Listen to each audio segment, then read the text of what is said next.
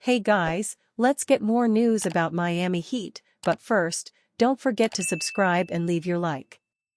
Bam Adebayo has 23 points and 14 rebounds in Heat's 109-104 victory over 76ers.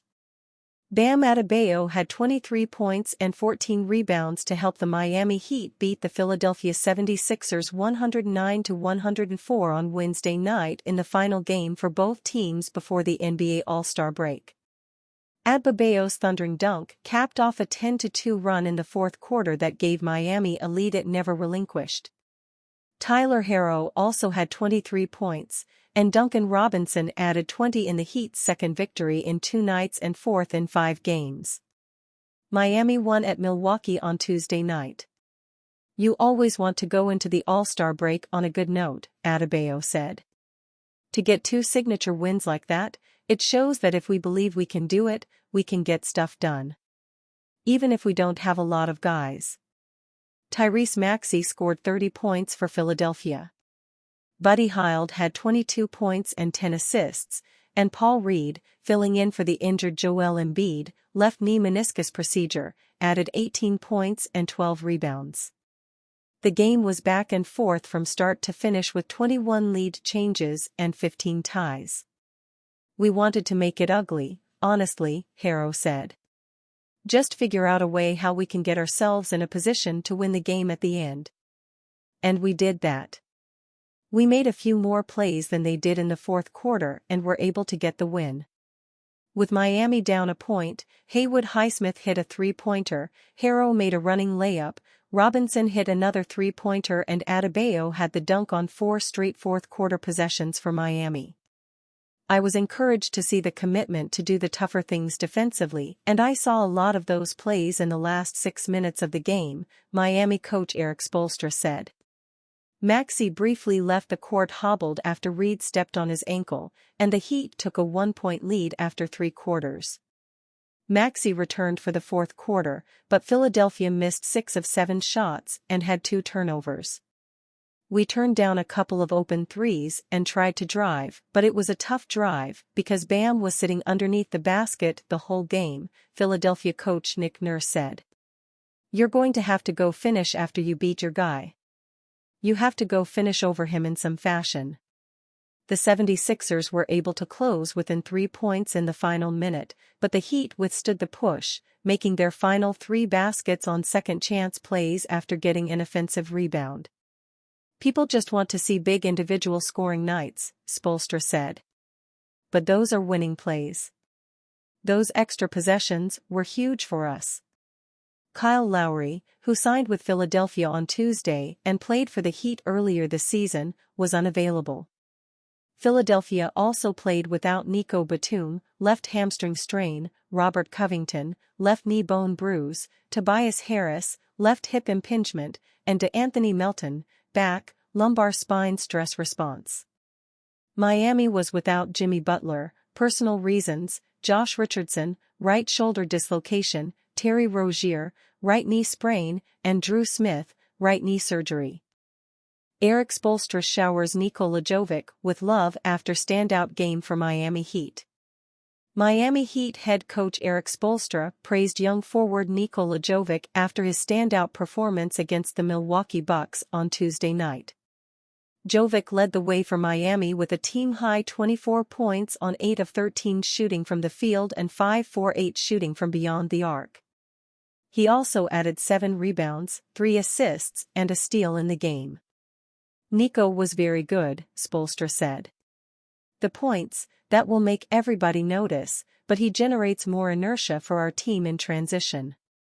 The Heat were without Jimmy Butler, Terry Rozier, and Josh Richardson on Tuesday night, but the team had several players, including Jovic, step up to upset the Bucks in Milwaukee. Miami's 123-97 win was one of the team's most lopsided victories of the 2023-24 season. Duncan Robinson, who also played a great game for the Heat on Tuesday night, 23 points on 8-for-12 shooting and 6-for-8 from three-point range, praised Jovic after the win. "I just thought he totally changed the game tonight with his pace," Robinson said. A first-round pick in the 2022 NBA draft, Jovic hasn't been able to cement a consistent role in the Heat rotation yet in his career, but he stepped up when given the opportunity against Milwaukee. This season, the 20-year-old forward has appeared in 21 games, making 13 starts. He's averaging 6.1 points, 4.2 rebounds, and 1.9 assists in 16.7 minutes per game while shooting 42.9% from the field and 45.3% from beyond the arc. Miami would love for Jovic to develop into a piece that Spoelstra is comfortable using in the rotation on a nightly basis, and it's possible that Tuesday's performance will go a long way toward him seeing regular playing time this season. Through his first 2 NBA seasons, Jovic has only appeared in 36 games as the Heat try to ease him into the league. Prior to his standout game against Milwaukee, Jovic had played sparingly since his last start, which came on January 21 against the Orlando Magic. He had appeared in just 3 games since then, playing less than 8 minutes in each of them. However, the young forward was clearly ready when he was called upon to step up on Tuesday night. It'll be interesting to see how Jovic follows up that performance on Wednesday when the Heat take on the Philadelphia 76ers. The 2 Eastern Conference contenders are scheduled to tip off at 7 p.m. Eastern Standard Time from Wells Fargo Center in Philadelphia. Milwaukee Bucks. Damian Lillard reacts to Heat's elite shooting in shocking 123-97 loss. To say that the Miami Heat got going on Tuesday night against the Milwaukee Bucks would be a massive understatement. The Heat were supposed to struggle in this road game with Jimmy Butler, Terry Rozier, and Josh Richardson all sidelined, but somehow, Miami flipped the switch on the mighty Bucks. The fact that they shot 47.5% from beyond the arc and 51.7% overall probably had a lot to do with how they completely blew out Milwaukee at the Fiserv Forum, 123-97. Milwaukee Bucks got torched by Heat. Damian Lillard struggled in this one too, going just 5 of 14 from the field for 16 points. It was the complete opposite for the Heat, though, who pretty much got whatever they wanted on the offensive end against a porous Bucks defense. "It was a lot of off-the-ball movement," Lillard said of the Heat's offensive success, via Jim Oksarski of the Milwaukee Journal-Sentinel. "They had a lot of actions where they had a smaller guy in the dunker and they were rolling them down the middle 'cause they were kind of positioning our smaller guy to be the guy to lift up against him and we just keeping coming in because we knew that we were outmatched with the size and they were just spraying the ball around. I think it was just the movement. Duncan Robinson, Harrow, they were just kind of running around a lot of the ball. See a couple go in, and our offense didn't really help our defense.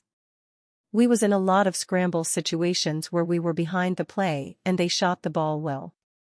Sometimes it's like that, but I thought it was some things we could have done better to maybe disrupt the offense a little bit. But they got going."